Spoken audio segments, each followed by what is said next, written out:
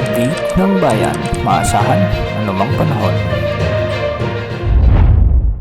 Magandang oras po sa ating lahat, narito na ang latest update sa lagay ng ating panahon ngayon at sa magiging lagay ng panahon sa susunod na 24 oras. Kasalukuyang nakakaapekto sa ating bansa ang northeast monsoon at ito ay nakakaapekto ngayon sa hilaga at gitnang bahagi ng Luzon. Dahil naman sa umiiral na easterlies ay asahan ang maulap na kalangitan na may mga kalat-kalat na pagulan at mga thunderstorms sa may Eastern Visayas, sa may Caraga Region, Davao Region, Zamboanga Peninsula, sa may Sarangani, Basilan, Sulu at Tawi-Tawi.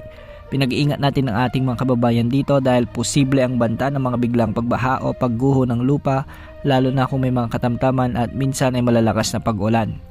Samantala dahil pa rin sa northeast monsoon o amihan ay magiging maulap ang mga papawirin na may mga mahihinang pag-ulan sa may Cagayan Valley, Cordillera Administrative Region at Aurora. Sa Metro Manila, Ilocos Region at nalalabing bahagi ng Central Luzon ay magiging bagyang maulap hanggang sa maulap din ang mga kalangitan na may mga isolated light rains o kalat-kalat na mahinang pag-ulan, dulot pa rin ang umiiral na northeast monsoon o amihan. Sa nalalabing bahagi ng bansa ay maalinsangang panahon ang inaasahan, ngunit magiging bahagyang maulap hanggang sa maulap din ang mga papawirin na may mga kasamang isolated rain showers and thunderstorms dulot ng umiiral na easterlies. Ito yung mainit na hangin mula sa dagat Pasipiko.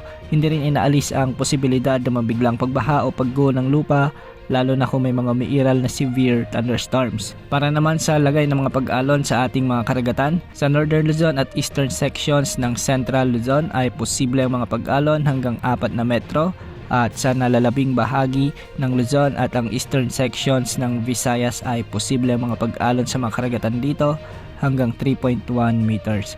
Para naman sa nalalabing baybay ng ating bansa ay posible ang mga pag-alon hanggang 2.5 meters. Sa kasalukuyan ay wala pa rin tayong namomonitor na anumang sama ng panahon gaya ng LPA o potensyal na bagyo na posibleng makaapekto sa ating kapuluan sa susunod na 3 hanggang 5 araw.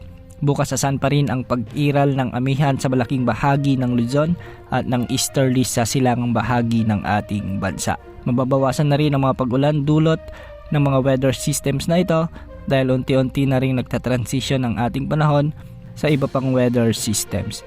Yan ang update sa lagay ng panahon. Ito po ang weather update ng bayan, maasahan anumang panahon.